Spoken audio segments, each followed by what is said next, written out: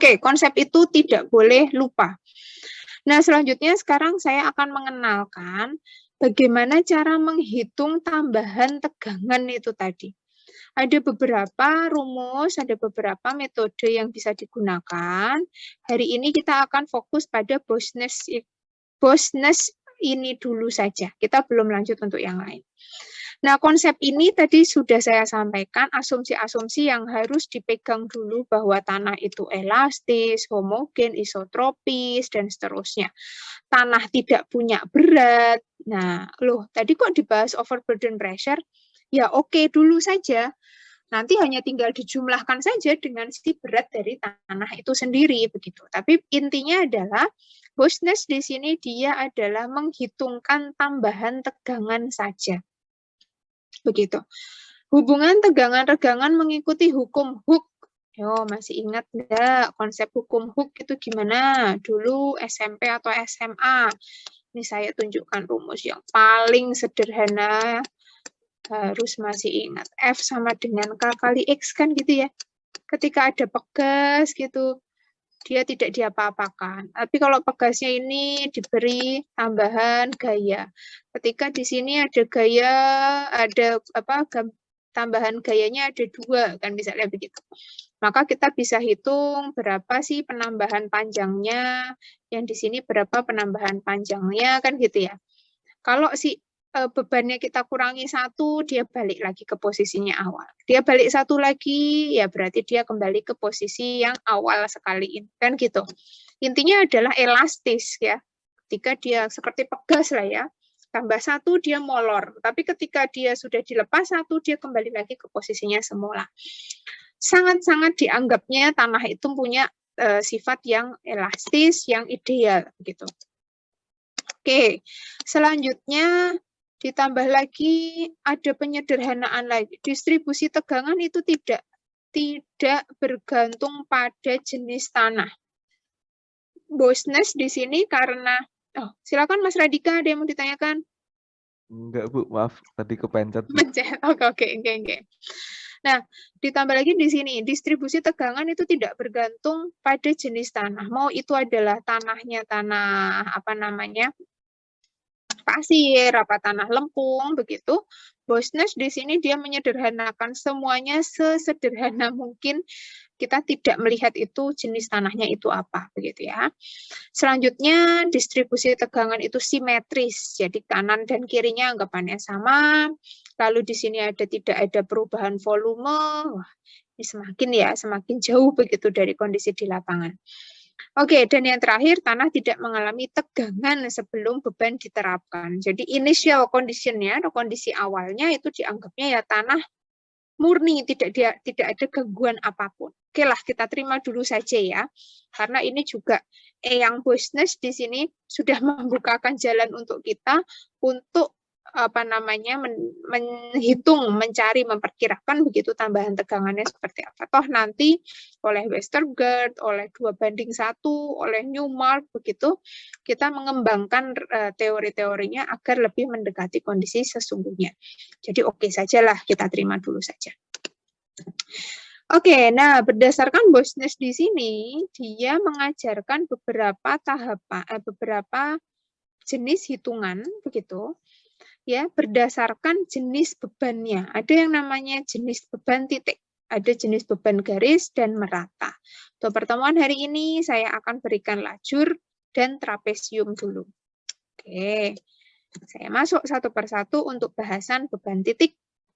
Itu bahasan beban titik di sini kita melihatnya gini. Jadi ini adalah permukaan tanah, begitu ya. Kita buatnya menjadi 3 dimensi. Oke, di sini kita punya beban titik. Kita ingin tahu tambahan tegangan, ya, tambahan tegangan yang ada di suatu titik berjarak. Dia diagonalnya itu R, atau dia diagonalnya di sini adalah L. Artinya posisinya ini R, di bawahnya dengan kedalaman Z, begitu, berapa tambahan tegangan yang ada di situ. Oke, si Boisnes di situ dia mengotak-atik begitu ya. Oke, di sini akan muncul persamaan empiris begitu, bahwa muncul bahwa beban itu, beban titik tersebut, itu dia berpengaruh terhadap tambahan tegangannya, dipengaruhi oleh fungsi kedalaman, fungsi jarak, dan seterusnya. Nah, si Boisnes di sini dia menyederhanakan angka atau parameter di sini ini dia sederhanakan menjadi ini dikelompokkan. Ya, titik-titik Q atau sesuatu dikalikan dengan Q. Nah, sesuatu ini dianggap sebagai atau disebut sebagai faktor pengaruh. Pengaruh apa? Ada pengaruh jarak. Kan gitu, pengaruh jaraknya. Maka nanti pengaruh jarak hanya tinggal dikalikan dengan berapa besar bebannya, maka akan langsung ketemu berapa tambahan tegangan yang terjadi di suatu titik tersebut. Begitu. Ya. Kalau misalnya kita tidak ketahui berapa R-nya, ya gampang saja toh. Dia sebetulnya berjarak vertikal berapa, berjarak lateralnya berapa, berapa X, berapa Y, begitu. Oke, maka R-nya ketemu berapa, kan gitu. Oke ya, langsung ketemu di sini adalah berapa nilai delta sigmanya.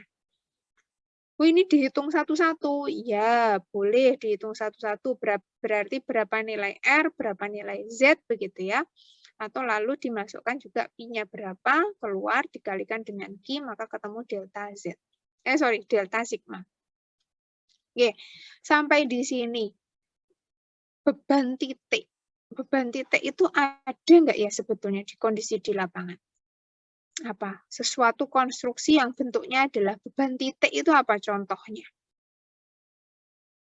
Apa contoh dari konstruksi yang kita memodelkannya adalah dia itu memberikan beban ke tanah di bawahnya dengan pendekatan beban titik begitu. Monggo, ada yang bisa membayangkan atau mencari contohnya misalnya? Mas Radika tadi, coba Mas Radika, beban titik apa Mas Radika yang terbayang saja? Konstruksi apa ya Mas? Tugu, Bu. Tugu, oke. Boleh. Biasanya toh bebannya dianggapnya ya satu saja begitu nggih. Oke, boleh masuk. Ada yang lain lagi? Izin jawab, Bu, beban kolam struktur bisa nggak ya? Kolom, oke, boleh. Jadi dianggapnya satu kolom tersebut dia punya satu beban titik begitu ya. Boleh. Nah, konsep ini itu kita simpan dulu ya. Ada yang namanya beban titik dengan pendekatan faktor pengaruh adalah seperti ini. Oke, nah akhirnya juga setelah dihitung begitu ya, setelah dihitung menggunakan nilai R dan Z tertentu, itu kan berarti dia bisa mendapatkan nilai angka yang kisarannya ya sama begitu ya. Artinya begini, kalau R-nya itu adalah katakan misalnya 10 katakan, Z-nya adalah 5 misalnya, berarti kan R per Z adalah 2. Kan gitu ya. Atau misalnya di sini adalah perbandingan X, ya R ya, suatu angka begitu, perbandingan antara kedua jarak ini, ternyata ketika diplotkan menjadi dalam satu garis itu ketemu nilainya atau bentuknya adalah seperti ini. Ya, gampang sekali, berarti kalau ternyata setelah dicari begitu ya, jari dalam trennya, dalam bentuk dikurvakan begitu, ternyata persamaan ini itu dia terbentuk garis adalah seperti ini. Oke ya, nah sekarang kita bisa membayangkan lagi, kita bisa bermain logika lagi, betul nggak ya grafik ini? Ketika R, gitu ya, ketika R adalah sangat kecil, begitu ya, ketika R adalah sangat kecil, Z-nya adalah mau sebesar apapun, ya, R-nya adalah sangat kecil, Z-nya sebesar apapun, kondisinya adalah apa? Mendekati R per Z berarti adalah mendekati nilai 0, kan gitu ya. R-nya sangat kecil, Z-nya sebesar apapun, dia adalah mendekati 0. I-nya adalah terbacanya adalah di sini, sekitar 0,5. Jadi saya akan mencontohkan. Jadi kalau misalnya di sini posisinya adalah R-nya adalah dia mendekati sumber bebannya ya, kan gitu kan. Z-nya adalah mau berapapun dia Z, begitu. Nah, maka nilainya adalah tambahan tegangannya adalah sekitar mendekati 0,5 setelah dimasukkan ke dalam persamaan ini. Begitu. Nah, lalu bagaimana tapi kalau kebalikannya R-nya adalah cukup besar, gitu, Z-nya sekarang yang menjadi lebih kecil. Apa yang terjadi? Sebentar, kalau besar ya, oke ya, besar, Z-nya adalah menjadi yang lebih kecil. Ternyata, artinya apa? Perbandingannya adalah R per Z-nya menjadi nilainya adalah paling besar. Lebih besar atau arahnya ke arah kanan gitu ya, grafiknya adalah ke arah kanan. Apa yang terjadi di sini? Nilai I-nya adalah malah mendekati 0 dan bahkan malah dia pengaruh, kan artinya begitu. Ya kan, ketika R-nya adalah lebih besar begitu ya. Sejauh-jauhnya kan gitu ya. Walaupun Z-nya adalah sedangkal-dangkalnya begitu. Artinya apa? Ya tidak ada pengaruh kan gitu. Misalnya ya tanahnya adalah di permukaan juga tapi kok jaraknya sangat jauh. Bahkan R per Z hanya sampai sama dengan 3 saja itu nilainya sudah 0. Apalagi lebih dari 3 di sebelah sana. Ya pasti akan menjadi lebih 0 lagi kan gitu.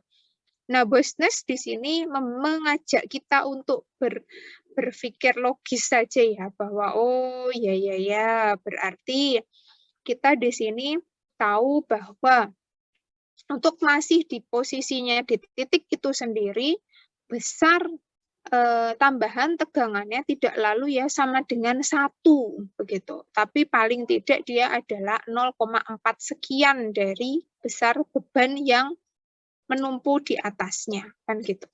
Hampir 0,5 kan gitu ya, 0,4 sekian. Kebalikannya, kalau dia itu jaraknya jauh sekali, mau walaupun itu dia dangkal, ya, dia nilainya adalah faktor pengaruhnya adalah 0. Dia tidak berpengaruh sama sekali. Tambahan tegangannya adalah sama dengan 0. Kan gitu. Nah, tapi ternyata juga pengaruhnya tidak linier begitu ya, karena di sini ada posisi pangkat 5/2 ini ya.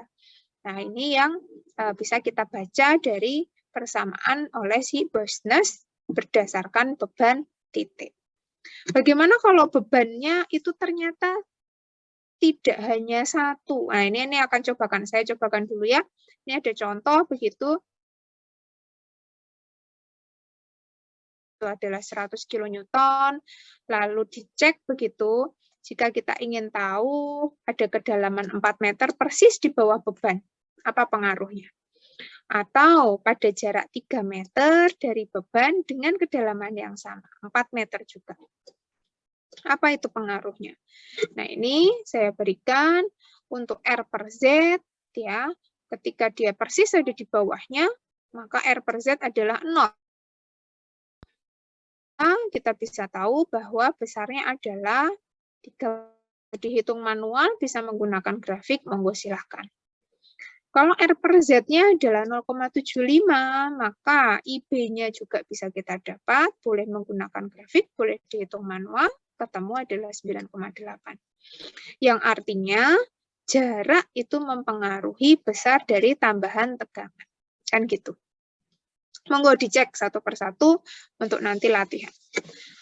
Oke, nah sekarang bagaimana kalau tadi saya sampaikan bahwa beban titiknya itu ya tidak 1 titik saja. Tadi sudah dijawab bahwa bisa jadi berupa tugu atau 1 kolom begitu ya. Tapi misalnya adalah beban garis misalnya begitu. Beban garis ada yang bisa menyebutkan contoh konstruksinya apa ya? Monggo silahkan Mbak Alia. Konstruksi apa yang kita modelkan dalam bentuk beban garis misalnya. Sebetulnya ini tidak jauh berbeda. Ini adalah aplikasi dari beban titik, tapi dia berjajar terus begitu. Ya. Lalu apa artinya di sini? Ya ini adalah pendekatannya saja. Berarti kita jadi punya dua arah nanti. Ya. Ada gesernya juga, ada vertikal, ada arah apa dulu, ada arah sumbu Z dan arah sumbu X begitu. Nah, rumus-rumusnya juga sama. Ini adalah faktor pengaruh gitu ya. Yang ini juga faktor pengaruh, tapi arahnya adalah berbeda. Ini juga faktor pengaruh. Oke, hitung ya. Jadi berapa dikalikan nilai Q, itu adalah tambahan tegangannya. Nah, tadi sudah saya sempat sampaikan ya, bahwa bagaimana kalau beban garisnya ini nggak cuma satu. Apa ya contoh beban garis tuh? Bisa berupa apa misalnya? Beban garis suatu konstruksi yang dia tuh ada tapi memanjang ada terus begitu. Dia itu makanya satuannya di sini nggak cuma kilonewton saja tapi kilonewton per meter. Ada yang mau membayangkan contohnya apa itu?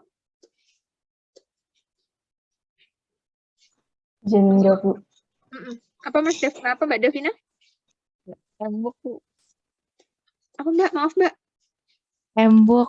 Oh tembok. Oke, betul. Dinding ya. Oke, betul. Ada yang lain lagi apa? Misalnya dinding penahan tanah, ya kan? Betul, tadi tembok, ada juga apa? Pagar, misalnya kan gitu ya. Yang dia berdiri sendiri, artinya tidak lalu ada gangguan atau beban tambahan lain begitu.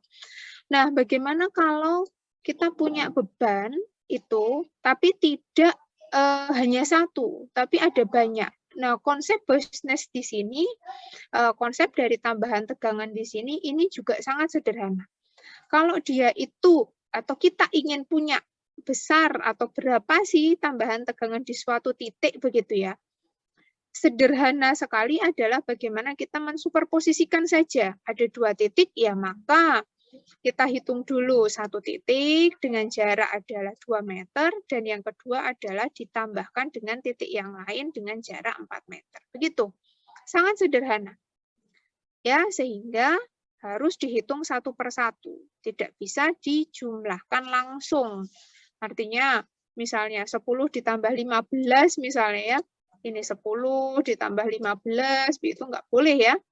Nah, ini harus dihitung satu persatu karena tadi Mas dan Mbak sudah tahu bahwa ternyata jarak itu sangat mempengaruhi besar tambahan tegangan. Begitu. Nah, selanjutnya yang tadi saya sudah sampaikan juga bahwa Bosnes di sini mengabaikan berat sendiri tanah. Mengabaikan berat sendiri tanah. Sehingga kalau misalnya kita ingin tahu berapa tegangan vertikal total, kita tidak boleh langsung berhenti sampai, oh berarti si delta tegangan tadi ya, delta sigma tadi belum. Kita masih harus menambahkan dia dengan sigma yang kita dapat dari gamma dikalikan dengan Z. Ada yang mau bertanya? Bu, sebetulnya itu sigma Z apa sigma betul ya sigma ya. Sigma Z atau sigma V begitu. Monggo silahkan, tergantung referensi kalian. Ini seharusnya saya konsisten, tapi justru malah saya ingin menunjukkan bahwa tidak ada yang berbeda antara sigma Z dengan sigma V. Ada yang mengatakan Z itu ya arahnya adalah vertikal, ada yang mengatakan V itu ya berarti vertikal langsung. Monggo silahkan. Nah, hanya saja nanti kalau Mas dan Mbak mengerjakan dalam pekerjaan tugas atau misalnya ujian atau nanti ketika sudah bekerja harus konsisten apa itu yang digunakan, yaitu terus yang dituliskan begitu. Tapi jangan bingung ya. Di sini saya sengaja menunjukkan sigma Z ada sigma V, itu isinya adalah sama. Jadi kalau misalnya Mas dan Mbak membuka ada referensi yang berbeda, ini kok notasinya sudah berbeda lagi, ya tinggal dibaca saja dia diartikan sebagai apa begitu. Oke, nah di sini juga muncul adalah sigma Z atau sigma V, itu adalah sebesar sama dengan Z dikalikan gamma B. Nah, jangan ada yang bingung. Bu, berarti kapan kita menggunakan gamma B, kapan kita menggunakan gamma D, kapan kita menggunakan gamma efektif atau gamma aksen, kan gitu ya, tadi ada yang mengatakan gamma efektif begitu. Tergantung. Tergantung dari kondisinya itu adalah dia posisinya ada di mana dari muka air tanah. Amannya adalah menggunakan gamma B, tulisannya di situ. Jadi kalau misalnya di sini, saya berikan contoh, ini misalnya muka tanah, di sini ada air, terus saya berikan contoh, di sini ada titik, beban, terus kalau di sini ya berarti apa saja yang ada di sini? Ya, gamma B dikalikan Z1, gitu kan? Lalu di sini adalah gamma saturated dikalikan Z2, kan gitu ya? Gitu, ini adalah Z1, ini yang di bawah adalah Z2. Begitu. Nah, ini adalah konsepnya. Tapi kalau ternyata titiknya yang ingin diketahui di sini, ya sudah, berarti hanya tinggal gamma B dikalikan Z, berapa ini? Misalnya di sini adalah Z0, misalnya begitu ya. Nah, sehingga ya hanya tinggal disesuaikan saja. Mana itu gamma yang akan digunakan tergantung dari kondisinya, apakah dia terendam, atau dia itu saturated, atau dia itu bulk, ya, atau dia itu kapan kita menggunakan kering, kapan kita menggunakan basah sih, gitu ya. Nah, saya akan sekalian saja sampaikan di sini. Jadi, akan sangat dipengaruhi oleh jenis dari tanahnya ya. Jadi kalau misalnya di sini ini adalah tanahnya itu tanah, nah, ini contoh ya, ini yang bagian kiri ini adalah tanah lempung, yang di sini adalah tanah pasir. Ini adalah ada air di sebelah sini. Kalau yang kita lihat di sini, kita menggunakan gamma apa ini? Siapa yang mau menjawab? Di bawah muka air tanah, berarti apa? Gamma apa yang akan kita gunakan di sini? Monggo, ada yang mau menjawab? Kalau posisi adalah di bawah muka air. Gamma B? Di bawah muka air tanah, Mas? Di bawah muka air tanah. Di bawah muka air tanah. Nih, ini Gamma saturated bukan? gamma saturated. Iya, gamma jenuh ya Mas Auzan ya. Gamma saturated. Ya, nah. Oke, nah ini sudah pasti. Gamma saturated sudah pasti. Nah, hanya tinggal di sini kita akan bahas apa. Kalau kita membahasnya adalah overburden pressure, itu harus dalam bentuk dia, totalnya dia, airnya itu tidak dipisahkan, ya si saturated itu. Gamma saturated itu adalah dia itu kondisinya si tanah bersamaan dengan si air itu dihitung jadi satu, kan gitu. Tapi tadi juga disampaikan ada gamma aksen. Gamma aksen itu apa sih? Gamma aksen adalah gamma saturated dikurangi gamma W. Kan gitu ya. Artinya apa di sini? Tanahnya saja. Tanahnya saja artinya dia kan terendam tuh ya. Semua dari pori-porinya ya, si porusnya, bagian si apa namanya? Void-nya begitu semua terisi oleh air. Nah, kalau kita ingin tahu kekuatan asli dari si tanah, dia itu adalah gamma satu yang kondisinya dia jenuh, tapi harus dikurangi gammanya air. Ya, untuk kita tahu sebetulnya kekuatan asli dari si tanah pada saat terendam air itu berapa. Gamma saturated dikurangi gamma W. Begitu. Nah, sekarang bagaimana apa yang terjadi di atas muka air tanah? Nah, di sini ada beragam kemungkinannya. Kita akan bahas untuk yang pasir dulu saja. Kalau di atas muka air tanah, berarti kita menggunakan gamma apa? Siapa yang mau mencoba menjawab? Saya punya pilihannya adalah gamma saturated, ya, ada juga gamma aksen, ada juga gamma W, ada gamma B, ada gamma D. Mana yang mau dipakai ketika posisi ada di atas muka air tanah? untuk tanahnya adalah tanah pasir. Monggo, siapa yang mau menjawab? Boleh, silahkan, nggak usah takut salah.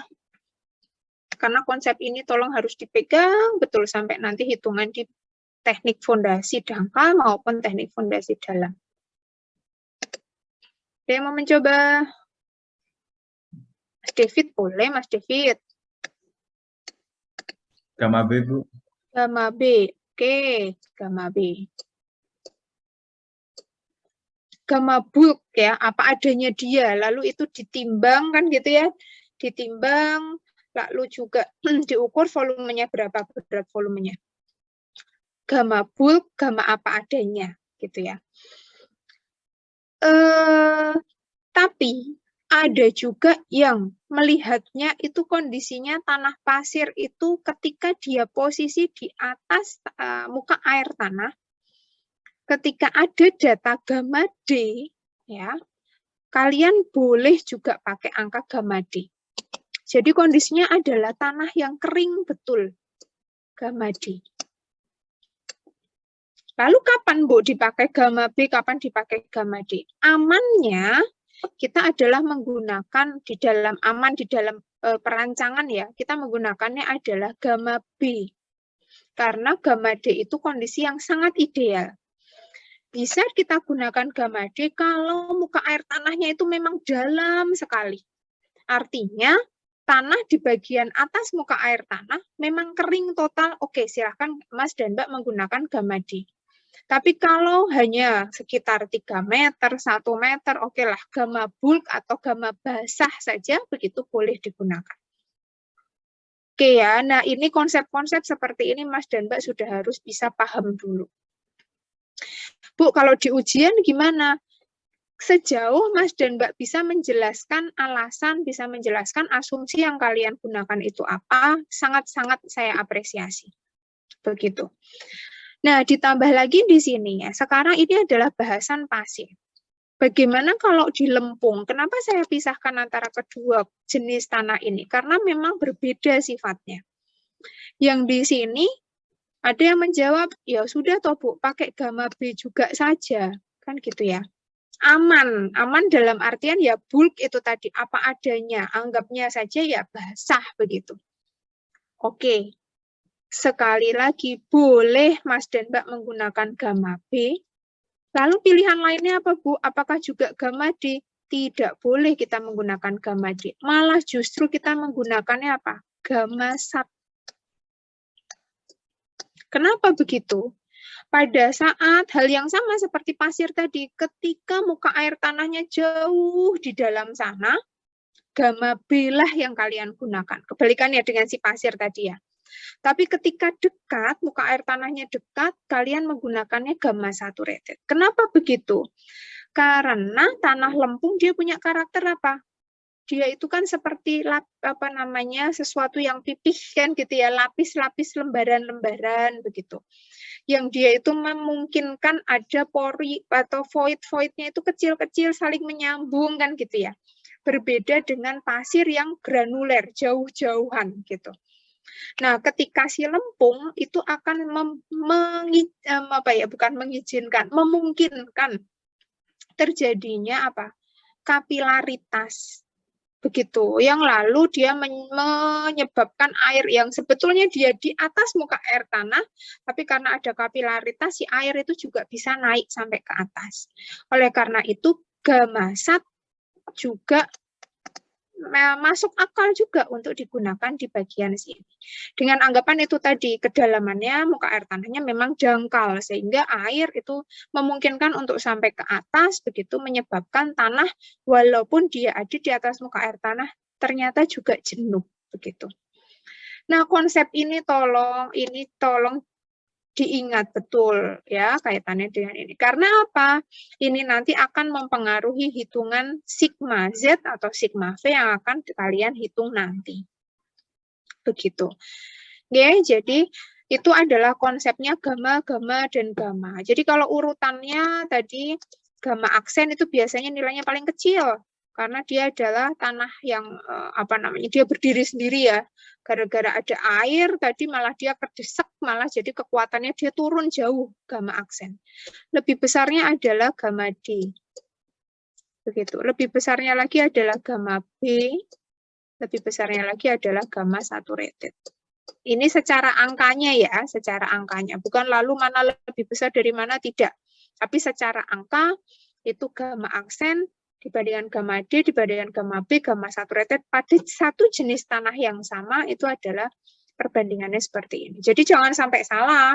Ada yang menuliskan gamma D itu nilainya lebih besar dari gamma saturated. Wah, udah itu sudah konsepnya udah salah betul itu. Jangan sampai. Begitu. Ya. Nah, ini konsep dasar sekali yang tolong dipegang oleh Mas dan Mbak.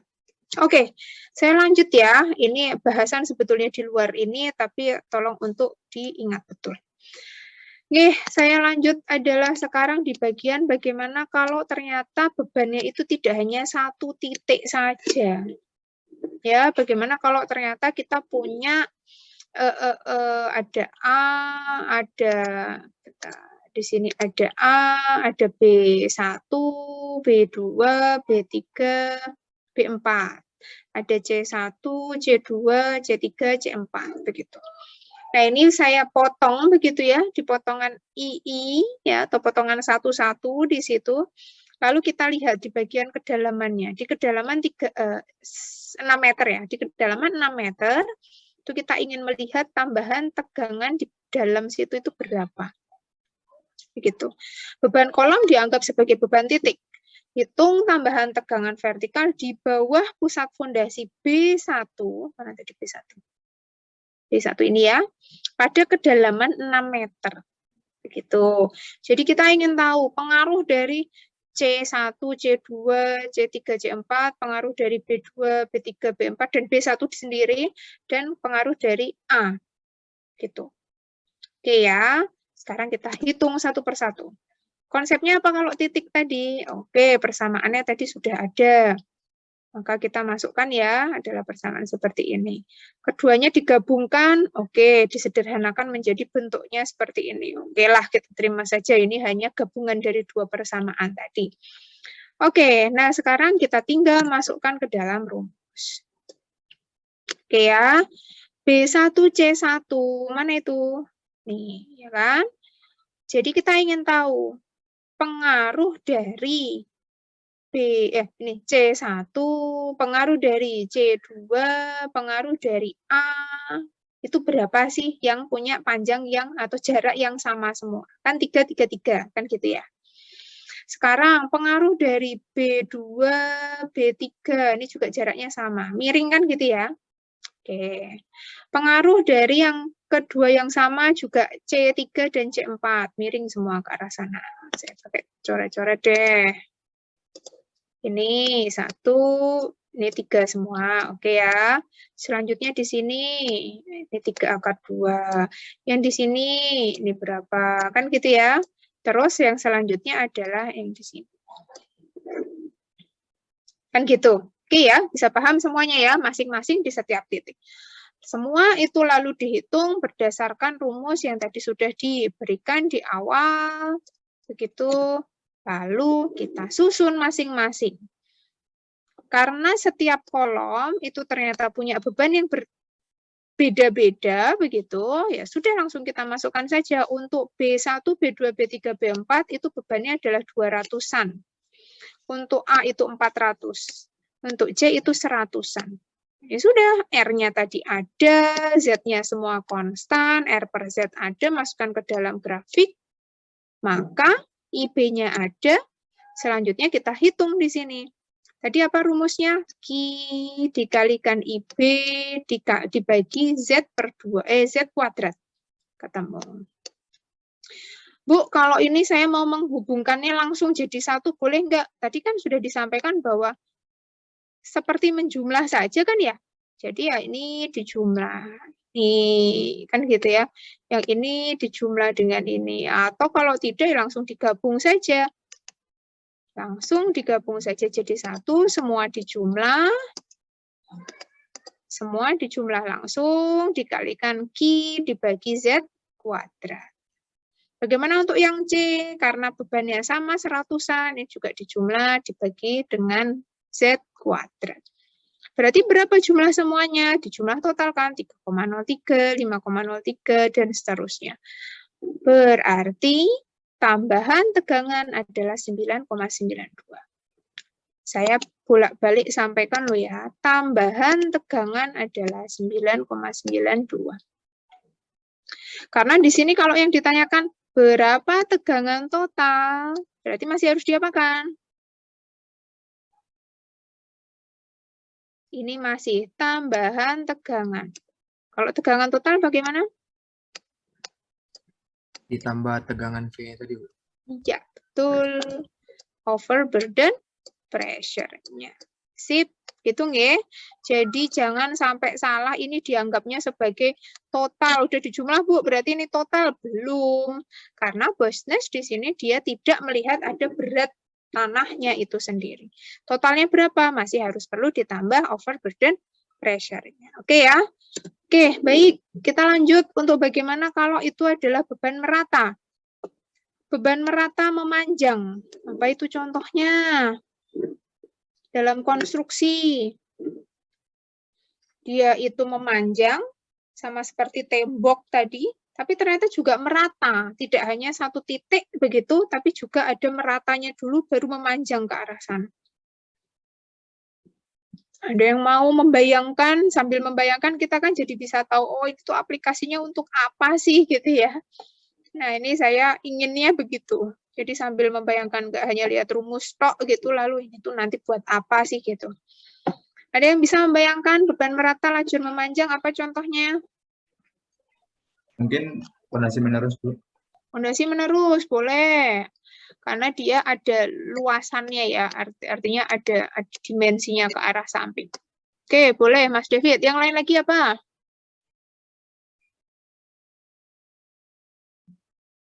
Nggak melulu loh kaitannya dengan gedung. Ayo, apa lagi? Saya mau membantu.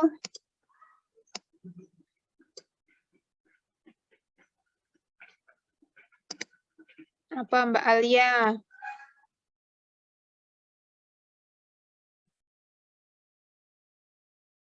Atau Mas Arya Wisesa? Jalan rel mungkin bisa, Bu. Ya, jalan rel, betul. Karena kan jalan rel kan juga nggak cuma dua di relnya saja ya, tapi kan karena kita ada balasnya juga kan gitu ya. Betul.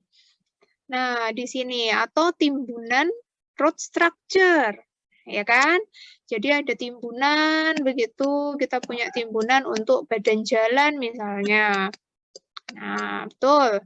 Nah, ini sangat-sangat penting sekali. Jadi jangan juga terlalu terpaku pada bangunan konstruksi-konstruksi yang ada di gedung saja. Kenapa saya sampaikan begitu? Karena sekarang ini kita sedang mengalami krisis kebutuhan begitu adalah untuk geoteknik di bagian pembangunan jalan di Sumatera. Nah, ini mungkin Mas dan Mbak ada yang dari Sumatera ya. Jadi di sana kan sekarang sedang ada pembangunan jalan tol ya. Nah, itu di sana permasalahannya adalah seperti kita tahu Sumatera itu adalah dominannya adalah tanah lunak begitu. Nah, ini untuk bahasan di pertemuan selanjutnya kita akan punya bahasan kaitannya dengan bagaimana sih pengaruh kalau tanah lunak itu diberikan beban di atasnya. Tanah lunak itu identiknya adalah untuk tanah lempung ya. Tanah lempung yang dia itu punya kemampuan kompresibilitasnya itu besar. Ketika dia diberikan beban langsung ambles gitu, langsung turun begitu. Nah, pengaruhnya juga di sini kita harus tahu kalau ada beban di atasnya, dia itu punya atau dipengaruhinya seberapa besar sih gitu. Nah, di sini kita harus tahu, oh lebar dari si bebannya itu berapa, besar bebannya berapa, dan kalau ketika dia lajurnya memanjang, oh ternyata di jarak tertentu dia masih punya pengaruh dan seterusnya. Nah, konsep itu ya, nah ini yang sedang banyak dikembangkan, ada banyak permasalahan itu di sana. Kalau di Jawa mungkin kan ya sudah banyak ya, pelaksanaan juga jalan tol begitu. Nah, ini di Sumatera sekarang yang sedang banyak digencarkan.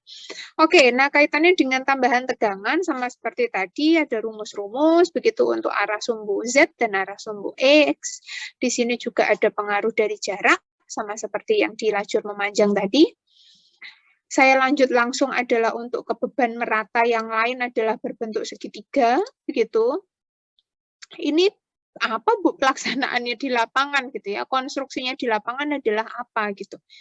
Memang sangat jarang, Kalaupun ada misalnya dalam bentuk lereng misalnya ya, dalam bentuk lereng ini ada bentuk lereng lalu ininya apa, pengaruhnya apa di bagian area lain. Atau misalnya tadi timbunan, saya ingin betul-betul detail Bu, kalau memang timbunan di sini ini tidak berbentuk, kalau tadi itu kan merata kan gini ya, merata betul gitu. Timbunan kan nggak mungkin ya merata betul lalu lurus tegak lurus gini, kecuali memang ada dinding penahan tanahnya sih lain cerita ya. Gini, jadi dia tegak gitu. Tapi biasanya kan pasti tetap ada lerengnya kan gitu ya. Biasanya tetap ada berbentuk. Nah, kan gini. Bu, saya ingin betul-betul tahu di bagian pinggirnya di sini ini tuh pengaruhnya apa gitu. Boisnes di sini dia juga mengembangkan bagian itu. Ya, dia dengan persamaan ini. Nah, lebih jauhnya lagi, ini memang adalah yang membantu kita untuk tahapan selanjutnya adalah bagaimana kalau bentuknya adalah trapesium. Ya, adalah pengembangan dari si merata ditambah dengan si segitiga tadi. Nah, ini gambar apa ini, Bu? Ini adalah gambar sama seperti tadi, adalah gambar cepatnya ketika persamaan ini itu kita inputkan, ya, persamaan ini, itu kita inputkan ke dalam grafik. Nah, karena di sini ada muncul delta, ada sudut yang lain, maka oleh Boisnes itu juga disederhanakan menjadi satu bentuk ini. Satu bentuk sederhana ini. Jadi tidak lagi yang dibahas adalah sudut begitu, tapi yang dibahas adalah dia jaraknya berapa, perbandingannya antara si panjang dari segitiganya. Ini kalau gambarnya kecil, kalau saya coret-coret awut-awutan nanti. Ini L-nya itu berapa, ya dibagi dengan kedalamannya Z-nya ini dia ketemu M. Atau panjangnya si lerengnya itu berapa B, dibagi dengan kedalaman itu ketemu N, kan gitu. Nah, M dan N ini kita bisa lihat di sini. Ini adalah untuk M-nya. Selanjutnya untuk N-nya adalah ini N tak terhingga. Ini N sama dengan 10. Ini N sama dengan 5. N sama dengan 3 dan seterusnya. Nah, nanti bagaimana cara membacanya adalah ditarik M-nya itu ke atas berapa, lalu N-nya berapa, berarti itu ketemu nilai I-nya itu berapa. Begitu. Ya, hanya di sini kita harus lihat di bawah dan di atas itu dua grafik yang berbeda. Ya, kalau di bagiannya ini adalah di bawah dari titik Q. Ya, jadi kalau kita punya titik begitu ya, titik yang ingin kita ketahui itu adalah di bawah ini, di bawah titik dari ujung segitiga, maka grafik yang bawah yang digunakan. Tapi kalau kita ingin tahu yang di bawah O yang kita ingin tahu, maka grafik yang atas ini yang digunakan. Ya, jadi jangan sampai salah penggunaan grafik ya. Nah, yang begini-begini, yang model empiris begini-begini, Mas dan Mbak tidak boleh semaunya sendiri. Maunya sendiri gimana? Kalau memang suatu persamaan, memang suatu grafik, dia punya cara bermain ya, atau aturan tertentu, ikuti, tidak boleh menggunakan aturan bermain sendiri. Kita lihat di sini, cara mainnya apa? Oh, di situ adalah kita harus memodelkan gambar kita adalah menyesuaikan si aturan ini. Oke, diikuti saja begitu. Lalu kita sesuaikan, lalu kita baca kebutuhannya itu apa, nilai I-nya berapa, dikalikan dengan besar bebannya, ketemu adalah delta sigmanya. Begitu. Ini adalah untuk beban segitiga merata. Begitu. Oke. Nah, bagaimana sekarang kalau bentuknya adalah trapesium? Nah, ini tadi saya sudah sampaikan adalah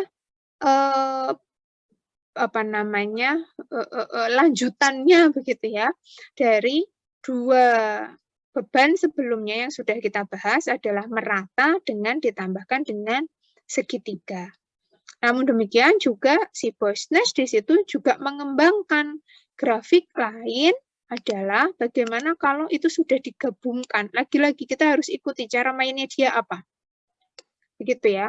Nilai B-nya ini berapa? B adalah suatu jarak yang dibentuk oleh crown atau ujung dari si lereng timbunan, ya kalau ini kita katakan sebagai timbunan ya, sampai pada di mana titik itu ingin kita lihat. Gitu. Oke. Terus yang B itu apa? B adalah panjang dari lerengnya.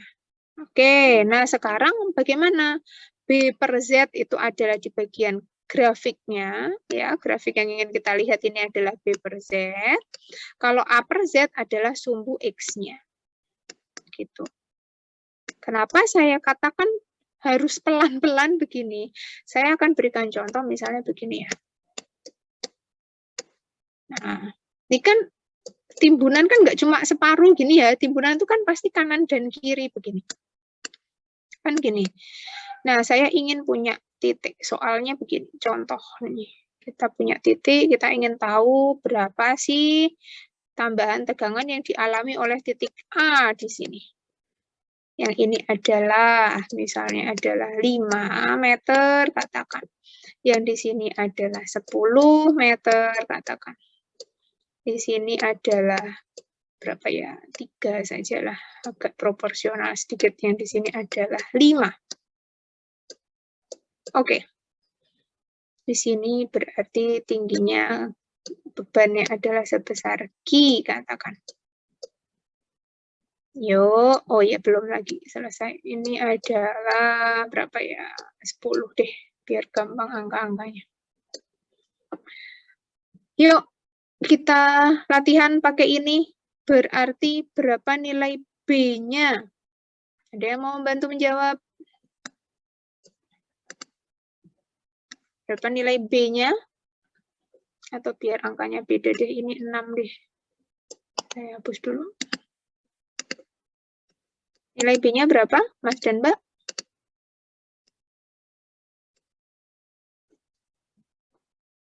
Ada yang mau menjawab? Saya kasih pilihan deh. 3, 5, 10, 6. Nilai B ini yang mana? Ada yang bingung? Mungkin 5, Bu. 5, oke. Berarti kalau ini 5, kita melihat pandangannya ke arah mana dulu? Ke arah kiri dulu ya. Oke, kenapa saya bilang kiri dulu ya? Karena kita nggak boleh satu sisi aja kan? Nanti kita tahap kedua, kita juga lihat yang pengaruh dari timbunan yang sebelah kanan. Setelah itu nanti diapakan? Konsepnya bagaimana? Superposisi, Bu. Disuperposisikan, dijumlah. Berarti adalah 5 dibagi berapa? Ada yang mau menjawab? Enggak, Mas David 10, aja. Bu. Ya, betul. 5 dibagi 10 berarti B per 10. Sorry.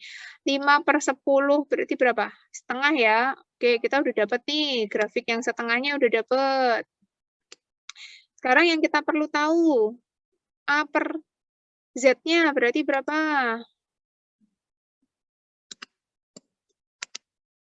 Berapa per berapa? 3 per 10, Bu. 3 per 10. Berapa tuh, Mbak? 0,3. 0,3. Oke, sekitaran inilah ya.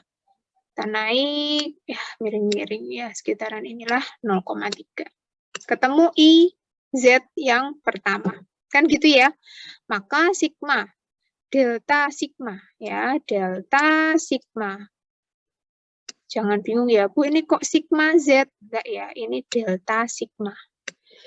Delta sigma itu adalah IZ dikalikan dengan Q. Oke, 0,3 dikalikan dengan Q. Hal yang sama untuk di bagian yang kanan, delta sigma bagaimana? 10/10. Kan gitu kan? B per Z-nya 10/10 yang sama dengan 1. Kita ketemu di sini. Gitu. Yang bawah adalah 6/10, 0,6. Tarik ke atas, ke sini. Yalah, sekitar 0,4. Katakan berapa itu? 0,415, katakan gitu ya. Delta sigma yang kedua adalah 0,415. Udah tulisannya. Ki, kan gitu. Selanjutnya keduanya di jumlah. Oleh karena itu, di sini saya sampaikan kalau timbunannya itu simetris, ya ini kan nggak simetris nih.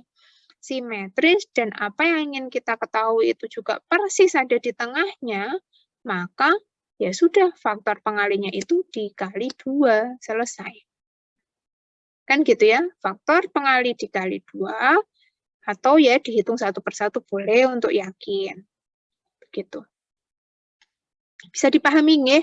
Jadi ini adalah bagaimana cara menghitung tambahan tegangan akibat beban-beban yang ada di atas, titik tadi sudah, lajur sudah, merata lajur sudah, apalagi tadi segitiga kan gitu ya. Dan selanjutnya yang terakhir adalah trapesium. Begitu. Oke, dari yang ini ada yang mau ditanyakan, Mas dan Mbak? Permisi Bu, izin bertanya Bu. Monggo, Mas David. Nah, tadi kan disebutkan ada tegangan lateral. Nah, kalau biasanya itu digunakan buat di penentuan seperti apa ya Bu ya? Apa nantinya gitu? Oke. Tegangan lateral di bagian mana ya, Mas? Saya pakai yang ini aja ya, konsep dasar lagi dulu ya. Ini? Yang tadi ada sigma X, Bu. Sigma X. Oh, oke. Ini ya. Oke, Iya, Bu. pertanyaan yang bagus di sini adalah kenapa ada sigma X, padahal yang dari tadi dibahas adalah sigma Z ya, Mas ya.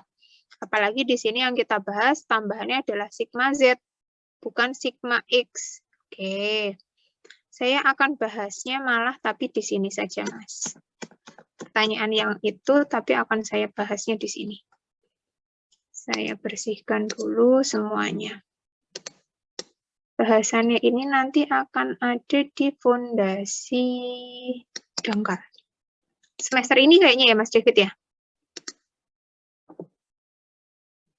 Betul nggak ya, Mas dan Mbak? Fondasi dangkal semester ini kan ya? Oh iya, betul ya Mbak Aziza. Oke, baik. Oke, jadi gini. Ini adalah sigma V ya, atau sigma Z, atau apapun itu yang dilihat Mas dan Mbak. Intinya adalah overburden pressure yang arahnya adalah ke arah bawah. Yang sebenarnya ini adalah berat sendiri, kan gitu. Nah, di sini pun juga delta sigma V atau delta sigma Z, gitu. Kita tidak bahas tentang delta sigma X. Ketika yang dibahas sigma X, itu yang arahnya adalah ke sini. Sigma X. Di sini juga akan jadi ada delta sigma X juga, kalau ternyata ada beban di atasnya. Kan gitu, delta sigma X ditambah delta sigma X. Untuk bahasan ini, boleh saya bahas cuma sebentar saja, karena nanti akan lebih dibahas lebih dalam adalah di fondasi dangkal. Di sini, Mas, sebetulnya besar delta sigma X itu adalah sigma, tidak ada deltanya ya. Sigma X itu adalah sigma V dikalikan suatu konstanta. Gitu.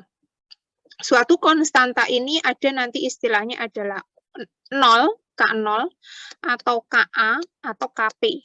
Ya, atau dia itu posisinya adalah pasif atau aktif gitu. Gitu. Nah, yang di sini pun sama ya. Ini karena dia berbicara sigma X yang sama, dia adalah rumusnya di sini. Ini atau ya, ini atau bukan per tapi atau. Ini satu parameter yang sama. Koefisien. Dia mengubah yang sebenarnya arahnya adalah vertikal, tapi memang ada Seperti tadi sudah saya sampaikan, ketika kita tenggelam ke dalam bawah air, itu ada yang menekan kita tidak hanya dari atas, tapi juga dari kanan kiri. Yang dari kanan kiri itu besarnya berapa? Adalah sebesar yang dari atas, tapi dikalikan suatu konstanta. Begitu. Nah, untuk yang kaitannya dengan delta sigma, tadi ada rumus yang tersendiri juga. Nah, tapi sekarang pertanyaan Mas David, untuk apa? Kan gitu. Untuk apa itu? Biasanya adalah digunakan untuk suatu struktur yang dia itu adalah ya arahnya lateral, Mas. Apa misal contohnya? Kalau dari tadi kan yang kita bahas adalah yang selalu vertikal dulu ya. Kita memang tidak bahas yang lateral. Kalau yang lateral apa contohnya? Konstruksi apa yang kita harus memperhatikan dorongan tanah itu dari arah samping? Monggo, silakan. Saya kembalikan dulu, kita bayangkan dulu, apa ya konstruksi tanah kok dari arah samping? Ini saya ingin membuka kacamata Mas dan Mbak untuk jangan selalu fokus hanya pada struktur bangunan saja. Hanya jangan gedung saja. Yang saya maksud bangunan adalah gedung ya, jangan hanya gedung saja. Teknik sipil itu tidak hanya gedung saja. Apa coba? Cover dam, Bu. Cover dam, boleh. Cover dam itu apa sih, Mas? Cover dam itu apa?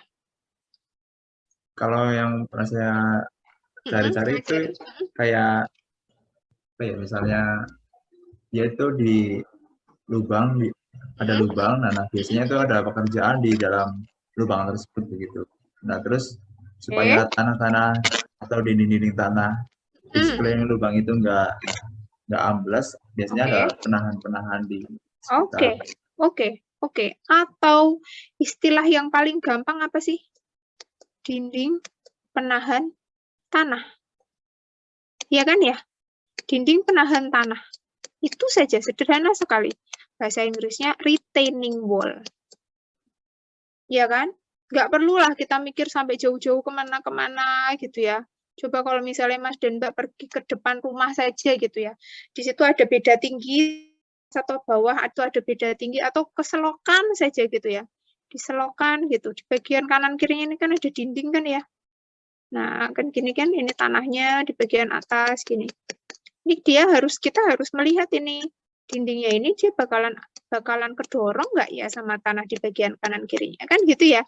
Kalau ini tidak ada air, kalau ada air masih oke lah, air ikut menahan. Kalau tidak ada air kan kosong nih, bisa patah nggak ya dia? Nah, tanah di sini ini dia itu mendorong. Sebesar apa dorongannya? Sebesar sigma X. Kalau ada beban di atasnya bagaimana? Nah, berarti akan ada tambahan delta sigma X. Bisa dipahami Mas dan Mbak? Bisa dipahami Mas David? Jadi, jadi kita ternyata sedetil itu, barang sekecil itu ternyata juga tanah itu punya pengaruh sebesar itu ya. Jadi itu tadi, kita berdiri di pinggir trotoar saja gitu ya. Trotoarnya agak tinggi memang ya, kalau trotoarnya cuma pendek saja sih nggak masalah. Tapi misalnya kita berdiri di atas